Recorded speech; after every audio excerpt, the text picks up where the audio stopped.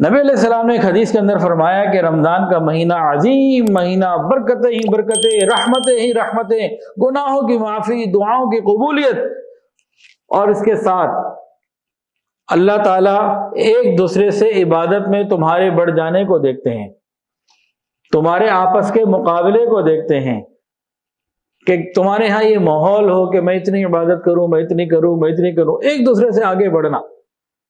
اس کی مثال کلاس میں اگر 50 بچے بیٹھے ہوتے ہیں نا، ایک ٹیچر ہوتا ہے، ہر بچے کی خواہش ہوتی ہے کہ میں ایک دوسرے سے آگے بڑھوں، زیادہ نمبر لوں۔ تو بالکل یہی ماحول رمضان میں اللہ تعالیٰ دیکھنا چاہتے ہیں کہ میرا ہر بندہ ایک دوسرے سے نیکی میں سبقت کرنے کی، آگے بڑھنے کی کوشش کرے، مقابلے کی ایک فضا ہو۔ یہ اللہ تعالیٰ دیکھنا چاہتے ہیں رمضان میں۔ تو ہمیں چاہیے کہ ہم اللہ تعالیٰ کو یہ دکھائیں۔ کیا مطلب؟ بھائی فلاں نے 10 قرآن پاک مکمل کیے، میں نے 11 کرنے ہیں۔ وہ تراویح کے علاوہ 10 رکعت نفل اور پڑھتا ہے، میں تو جناب 12 پڑھوں گا۔ وہ پورے مہینے میں تراویح میں 1 سے قرآن سناتا ہے، میں تو 3 سناؤں گا۔ تو اسی طرح اس میں مقابلہ یہ محمود ہے، کرنا چاہیے، یہ برا نہیں ہے۔ اس کے لیے ماحول بنانے کی ضرورت۔ تو اللہ تعالیٰ باقاعدہ دیکھتے ہیں کہ رمضان میں کون دوسروں سے نیکی میں، اعمال میں آگے بڑھنے کی کوشش کر رہا ہے۔ تو اللہ کو دکھانا ہے جی، اس مہینے ہم نے، آنے والے رمضان میں ہم نے اللہ تعالیٰ کو دکھانا ہے انشاءاللہ، یا اللہ ہم آگے بڑھنے کی کوشش کر۔ اس کو چھوڑ دیں، کوئی دیکھ رہا ہے نہیں دیکھ رہا، ہم آگے بڑھیں گے جی۔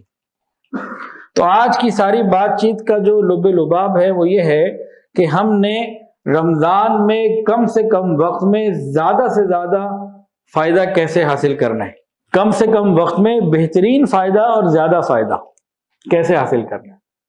ٹارگٹ کیا ہے جی آج ہماری مجلس کا؟ کہ ہم ایسے باتوں کو سمجھ لیں، سیکھ لیں کہ کم سے کم وقت میں بہترین فائدہ اور زیادہ بھی فائدہ، دونوں کوالٹی اور کوانٹٹی دونوں اچھی ہمیں حاصل کرنی ہے۔ تو اس کے لیے ہمیں پلاننگ کرنی پڑے گی۔ کیا کرنا پڑے گا جی؟ پلاننگ کرنی پڑے گی۔ جب ہم پلاننگ میں ناکام ہو جاتے ہیں تو گویا ہم ناکامی کی پلاننگ کر رہے ہوتے ہیں۔ جب ہم پلاننگ کرنے میں ناکام ہو جاتے ہیں، یعنی پلاننگ کرنے میں ناکام ہونے کا مراد یہ بھی ہے ہم پلاننگ ہی نہیں کرتے، آ جائے گا گزر جائے گا، تو ہم ناکامی کی پلاننگ کر رہے ہوتے ہیں۔ آئے گا جی گزر جائے گا، اس میں کیا ہے، رمضان آنا ہے، چاند آئے گا، اعلان ہوگا، مولوی صاحب کہیں گے روزہ رکھو، روزہ رکھ لیں گے۔ تو ایسے نہیں رمضان گزرتے، اچھے نہیں گزرتے، وہ تو گزر ہی جائیں گے، اچھے رمضان ایسے نہیں گزرتے۔ آج دنیا میں ایک سروے کے مطابق 39% منصوبہ جات اس لیے ناکام ہوتے ہیں کہ پلاننگ ٹھیک نہیں ہوتی۔ یہ بہت بڑی تعداد ہے، 100 میں سے 39۔ فیلئر کی بہت ساری وجوہات ہیں، ان میں سب سے بڑی وجہ پلاننگ کا ٹھیک نہ ہونا ہے، یا پلاننگ کا سرے سے نہ ہونا ہے۔ باقی آگے جو اور حادثات اور خطرات ہیں، نقصان منصوبے کی ناکامی کے لیے، وہ بہت تھوڑے ہیں۔ ہمارے اکثر منصوبے وہ نیک بننے کے ہوں، وہ کاروبار کے ہوں، وہ معاشیات کے اعتبار سے ہوں، وہ گھریلو زندگی میں، خوشگوار زندگی میں، اور اپنے آپ کو کسی بھی طریقے سے اپنی صحت کو لے کے جو اکثر ناکامی ہمیں ملتی ہے، وہ پلاننگ نامکمل ہونے کی وجہ سے ہوتی ہے، یا پلاننگ سرے سے نہ ہونے کی وجہ سے ہوتی ہے۔ پلاننگ ہی نہیں ہوتی، اس لیے ہم کامیاب بھی نہیں ہوتے۔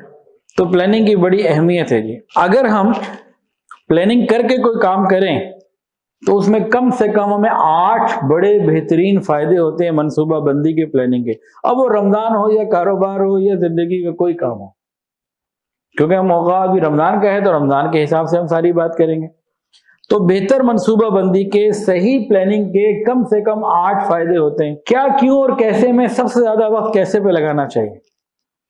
انگریز جو آج پلاننگ کرتے ہیں نا، ان کے بزنس سینکڑوں سال چلتے ہیں، ان کی چیزیں لمبی پلاننگ کرتے ہیں، کیسے اس پہ بڑا وقت لگاتے ہیں۔